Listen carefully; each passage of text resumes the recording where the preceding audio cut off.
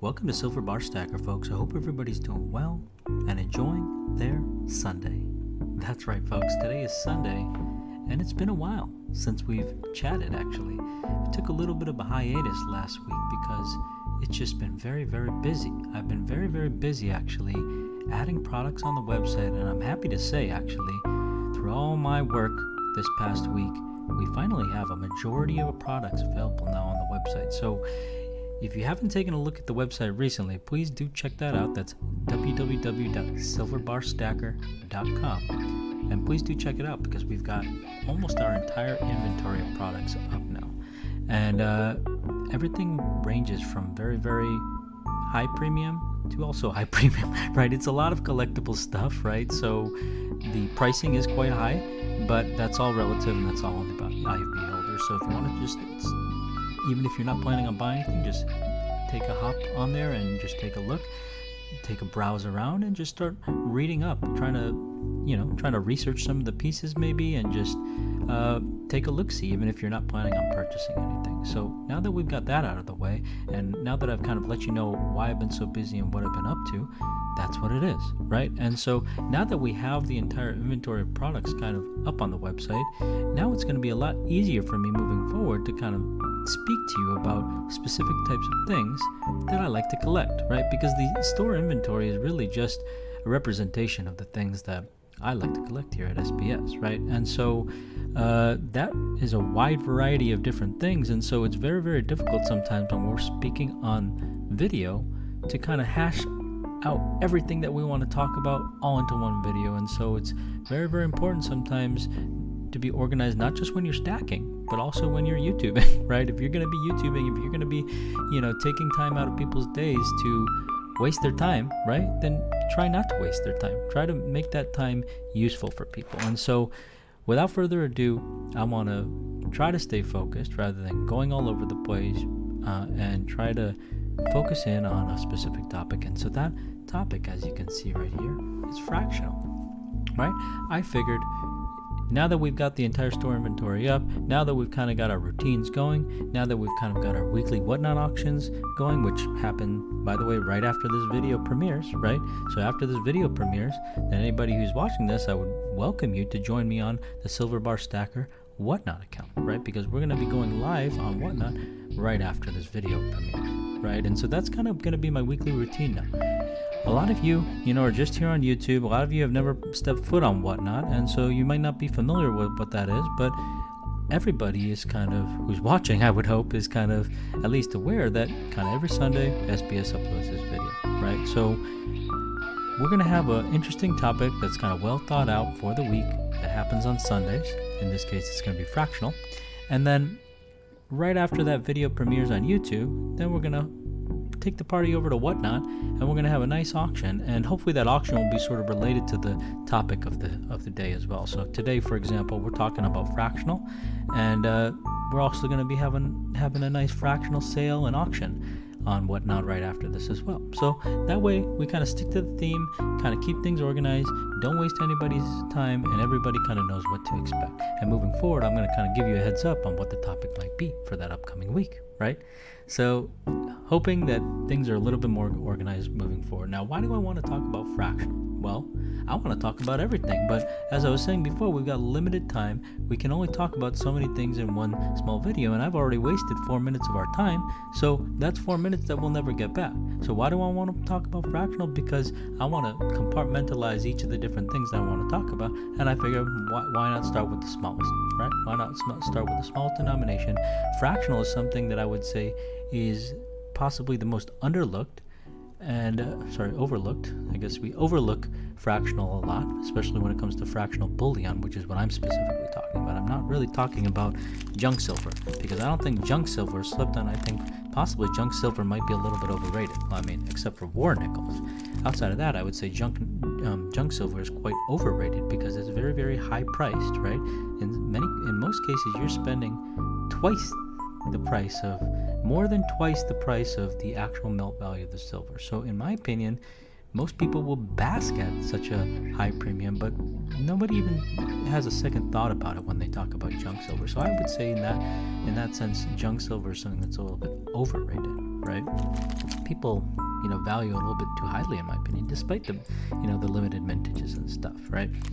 So I'm not talking about, when I'm talking about, fractional, I'm not talking about junk silver, right? Everybody kind of knows about junk silver. There's a million channels out there that'll talk about junk silver. I'm more talking about fractional bullion, right? And when we talk about fractional bullion, that comes down to many, many different varieties, right? You've got pressed stuff, you've got poured stuff, you've got collectible stuff, you've got generic stuff, and it's all over the map, right? And so when you're a new stacker, right? Let's talk about gold, for example. When you're a new stacker and you're trying to get your feet wet with gold, the instant thought is to go and pick up some fractional gold, because why wouldn't you? Fractional gold is very, very accessible. You just grab like a 10th ounce, bar from here, call it a day, and boom, it's very accessible for a couple $100. You've got yourself a tangible, nice piece of gold. Yeah, you have to pay a little bit of a premium for it, but who the heck has $2,000 to pay for an ounce of gold, right? Not most people are able to buy that much gold in one shot. I know I don't regularly buy an ounce of gold at a time, right? So when it comes down to fractionals, that's the benefit, right?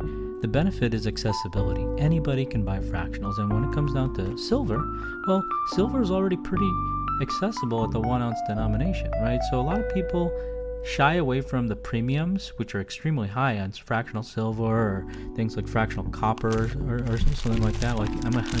Fractional actually, by definition, means something that's less than an ounce. So, this technically is not fractional copper. The 2 ounce copper bar and a 1 ounce copper bar, these aren't fractional copper bars. Fractional copper would be something that's smaller than 1 ounce, right? Well, who the heck is going to stack copper at less than an ounce? Copper is already such a cheap metal. When you're buying at the 1 ounce level, you're already paying an exorbitant premium on any copper 1 ounce thing. So if you go even lower than 1 ounce, first of all, you're never going to recover the premium, never. You're never going to recover the premium if you trade it in for melt value. Let's just put it that way. But on top of that, it's such a small amount of copper. It's worth such a small amount of money, even if you're not looking at the melt value, but just the collectible value. So people generally don't see stuff smaller than 1 ounce to 2 ounce on copper. Now, let's say the price of copper goes crazy. Well, then maybe these small pieces of copper might be more appealing, and then maybe you might see people who produce copper bars and rounds. Maybe they start introducing smaller fractional pieces of copper. Maybe you'll start to see half-ounce copper rounds, quarter-ounce rounds, and stuff like that. But for now, I think for the foreseeable future, this is kind of the smallest denomination copper that you would see, and so that's why I would consider something like this to be fractional copper. When it comes down to silver, though, silver, while it is cheap, it's accessible for almost anybody to go pick up an ounce of silver for $30, However, with that said, that's not always the case. Sometimes $30 is too much, right? And so sometimes it is more accessible. Let's say you had a budget of $20 a week. Well, maybe you want to buy like a half ounce a week or something like that, right? Instead of, maybe you're not the type of person who wants to save up, for an ounce after 2 weeks, and so you just buy a half ounce a week, and because you like the idea of having more designs or something like that on top of your base stack, right? So there's nothing wrong with that, and then once the price of silver goes up, then you won't be kicking yourself for having the smaller denominational stuff. I'm not saying that you should pay crazy premiums. Like some of this stuff goes at crazy premiums, right? Like these little hand-poured skulls. I've only got a few more of these left, but these are selling for it's only like a 3 to 5 gram round right here. So the melt value of that's probably probably not more than like $10 or something, $5 or $10, but these things sell for more than $10 all day, every day, right? So it's because of the collectability. They're just cool little pieces, So when it comes to fractional, you need to be, I'm not saying that you need to do your research, because I'm not saying that there's less risk either, because it's such a small amount that each purchase there's not a whole lot that can go wrong, right? You're primarily going to grab the fractional because you like the fractional piece, right? There's an added layer of collectability because it's like a cool design. You're buying it for the design, and you're also buying because it's smaller denomination, right? So smaller denomination stuff, even if it's a crappy design, would always have a higher premium because it just does, right? That's just how it goes for any sort of metal, right? And then once you start making things cooler, I'm going to hand tone this. Well, do you know how much effort it is to hand tone a tiny little gram of silver like this and then make them look all like rustic looking like this? I mean, a lot of work. Then it's stamped with the freaking maker's mark and the purity and the weight, like all on one tiny gram of 4-gram round. That's crazy. That's a crazy amount of work that was put into that. So that's why you pay a crazy premium on top of that. And you probably recover the premium if you sell it to some like-minded person who appreciates it for what it is. But when it comes down to selling that to just a general bullion, so they're just going to give you around melt. Sometimes they give you below melt. Sometimes they offer you below melt. Sometimes they'll give you a little bit of a premium above melt. But assume that you're just going to get melt for anything that you're buying, unless you're selling it P2P with somebody that you like. Now these pours right here are also kind of higher premium pours. These are by Don't Ask, community member Don't Ask. A lot of you know who Don't Ask is. He's got a YouTube channel. So I like to pick up Don't Ask pours because I find them to be very clean looking, and I like to be able to offer them to other members in the community who might be interested, right? But these two I paid a hefty premium for. Like, this is only a 20-gram bar, but I traded these out for some higher premium vintage rounds, right? So I ended up swapping these out at like a $40 cost basis, $35 to $40 cost basis. So that's why I sell these for $50 on sale right now. I haven't sold many of these, right? Because it's a higher premium. So even on my sale price of like $40, I'm struggling to kind of sell these because generally people like to stack for stacking weight, right? They want to just be like, I want a nice chunky round.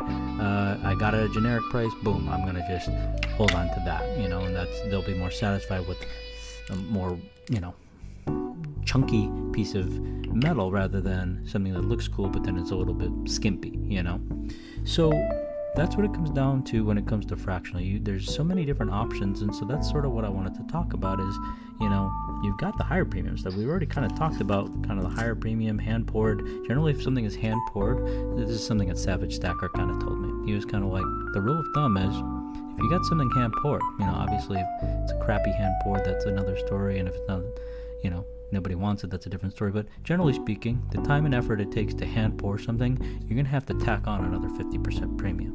Like that's normally, if you talk to any, pure stacker, you say the words 50% premium and they're going to start running like Forrest Gump. They're not interested in that. They're just automatically turned off, and they're, you can't convince them otherwise. And I'm not trying to convince anybody otherwise. I'm just telling you I like to collect fractional because it makes me happy, and a lot of other people like to collect fractional as well. There's kind of a little bit of a cult following behind fracs when it comes to fractional bullion. I know, like AG Stacker 1776, wherever he may be, he loves the fracs. There's a lot of people who like the fracs, right? And they understand what they're getting themselves into. I understand that I'm not stacking this for weight. I'm not stacking this, even though I call these doomsday prepper cases, I'm not stacking these for doomsday. I generally, like, if I got a gram of silver and somebody did something nice or whatever, even if they didn't do anything nice, I might just give them a gram of silver, right? I also kind of sell the fracs. A lot of people are trying to get their feet wet with silver. Even just they want to hold something tangible, and they want the idea of holding something tangible and pure. Okay. And they just want to pay a couple bucks for that feeling. Okay, cool. I can make that happen. I've got plenty of fracs. If you want some cheap fracs, I got some cheap fracs. If you want some higher premium fracs that kind of look cool and make you happy, I got some of those too. If you want something that's a little bit more collectible and sought after, that's discontinued and they don't make them anymore, cool, I got something like that too. Okay? If you want to just get something that's the best value, that's just the store value, cool, I got you on that too. So I just like to have everything accessible. That's kind of the idea of why I've just been so busy in my own rabbit hole for the last week or two, because I've just been trying to get everything that I have, that I'm trying to share with others, accessible. And so now that everything's on the website, now it's accessible for all. Okay? So now we talked about the higher premium stuff. let's talk about the higher premium stuff. Okay, so on top of hand poured stuff, on top of generic fractionals, things like that, you've got extremely highly collectible fractionals. This is what I'm talking about when I say that there's a cult following around certain stuff. I mean, you take a look at this piece, for example.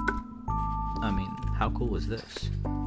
It's got a little bit of a panda on it, and I mean, the thing itself is called a pandagram. How cool is that? A freaking pandagram. So this is like a really nice 5-gram frac. I really love it. Comes in the original box. There's history behind it. I like this kind of stuff. Over here I've got a nice selection of some 1-gram serialized Johnson Matthey bars. That's pretty dang cool as well. I mean, these are only 10,000 minted each. They're very, very rare. On my Whatnot auction last week, or 2 weeks ago, I accidentally sold one of these on auction. Started it at $1. It only got bid up to $9. I paid $40 each for these. So that was quite depressing that I sold something at a 75% loss. And the funny thing was that I sold it to some long-term collector who back in the day used to buy these for like $3-4 each. $3 or $4 each. And I bought them for about $40 each. Pretty crazy, right?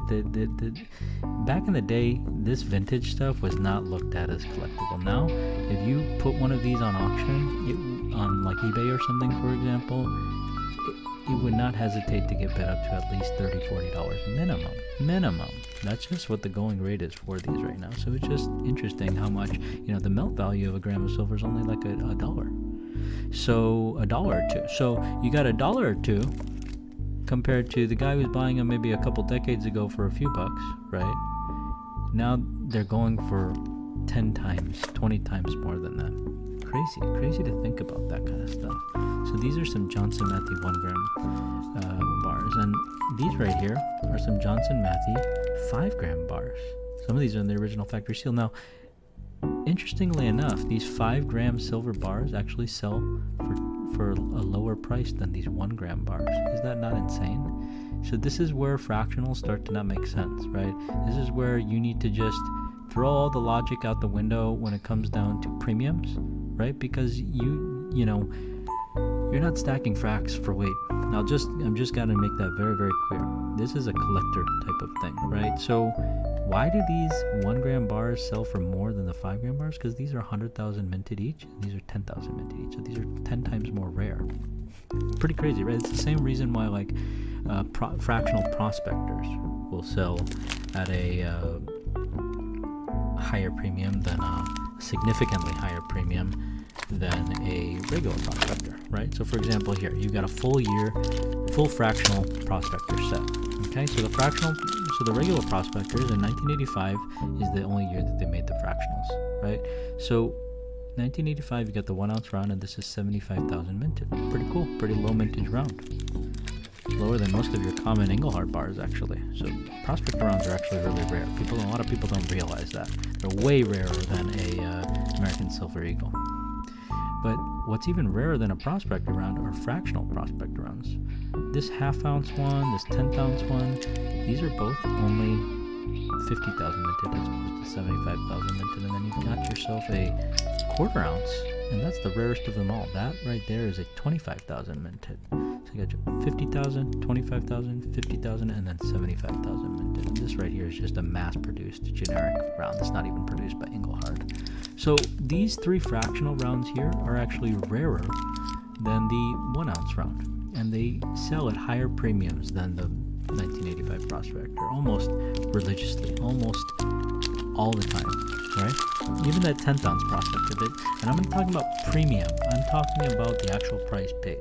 The price somebody pays, not the premium somebody pays, the price somebody pays for a 10th ounce prospector oftentimes, is higher than what they pay for a 1 ounce 1985 prospector. So they pay 10 times more for 10 times less weight. Not 10 times more. They pay more for 10 times less weight, if you can imagine that. That's the craziness behind fracs. I wouldn't say the craziness, but that's, kind of what happens with fractionals. They become very, even with 1 ounce bars, 1 ounce vintage bars, for example, it sometimes makes no sense, okay? I know of a particular bar that there is a 1 ounce version of, a 5 ounce version of, and a 10 ounce version of. It's produced by Johnson Matthey, okay? The 5 ounce and the 10 ounce versions are actually rarer. There's fewer of them out there, and they sell usually at a premium of about $50 to $100 per ounce. Okay, that's just kind of what the going rate is for those bars if you find them in the 5 to 10 ounce variety. Okay, if you find them in the 1 ounce variety, okay, and that's not even fractional, we're just talking about 1 ounce. Okay, if you find them in the 1 ounce variety, they will sell for not $50 to $100 an ounce. They will sell for about $300 an ounce, $250 to $300 an ounce minimum. So just because it's a 1 ounce, it's more accessible, right? So there's more people willing to pay. It might sound crazy, but there's more people, there's a larger buyer pool of people willing to pay $300 for a 1 ounce bar than there are people willing to pay $700 for a 10 ounce bar or $500 for a 5 ounce bar.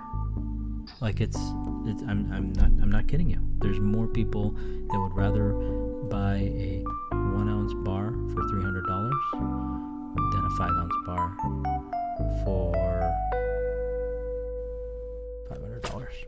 It's crazy. I mean, I see that consistently happening for a particular bar type, and that happens over and over and over again for at least highly collectible vintage pieces. So when it comes down to vintage fractionals, the beauty of it is that, you know, if you can find them at a very good price, actually on the open market, if you're selling P2P to the person who actually is interested in them, they sell at a significant premium, right? So I really like fracs because they look cool, they're fun, they're accessible in the sense that you can enjoy very, very many fracs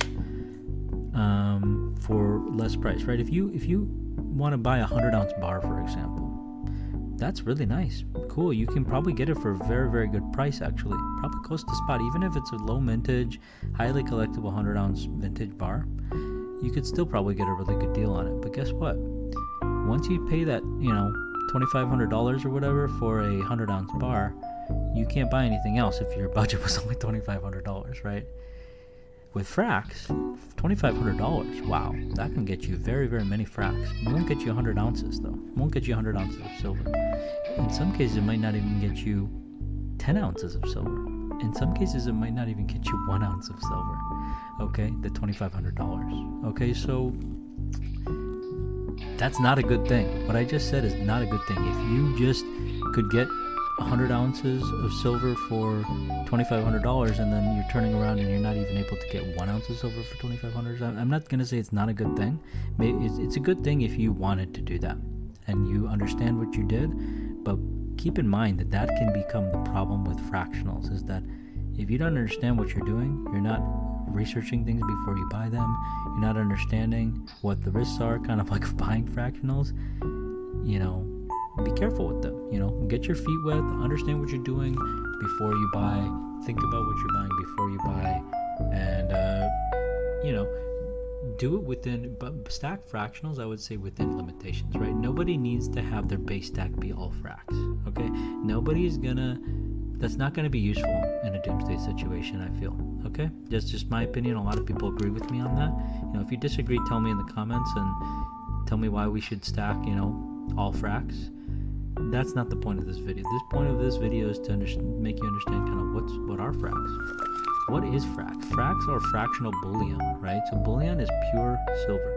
I don't like stacking things like war nickels, for example, because if I stack war nickels, then I run out of space. I don't have any more space to collect things because there's only such a small, you know, there's only like 35% of that entire nickel is actually silver. Then there's copper and a bunch of other stuff in there. So I don't like stacking bulky stuff. Even 90% is too much for me. 45% is definitely too much for me. 90% is even too much for me. Why not just have the other 10% be silver as well? Well, you have to pay a premium. Well, sometimes you don't have to pay a premium. Sometimes you can get fracs at a good deal. Case in point, my first couple of whatnot auctions. Wow, people got crazy good deals. I accidentally sold a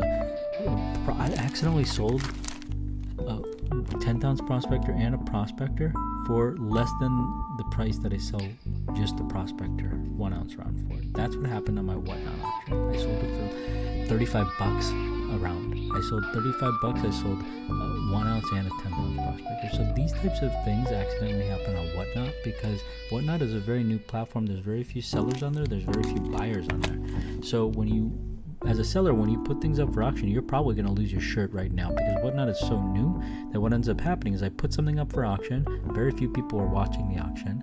So very few people bid on the auction. You know, until you have a big following, your auctions are going to kind of suffer a little bit there.